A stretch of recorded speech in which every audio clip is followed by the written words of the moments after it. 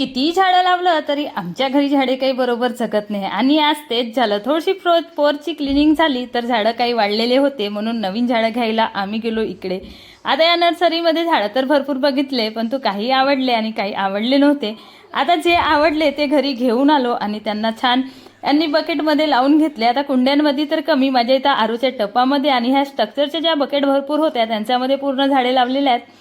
दुपारी शॉपमधून आल्यानंतर थोड्या रांगोळ्या ओल्या होत्या, म्हणून इकडे रांगोळ्यांना छान वाळवून घेतली आणि सायंकाळी छान अशी रांगोळी काढली. आता मला तेवढी तर छान काढता येत नाही, पण तू जशी जमली तशी काढली. आणि आज मला सुरण बनवायचा होता.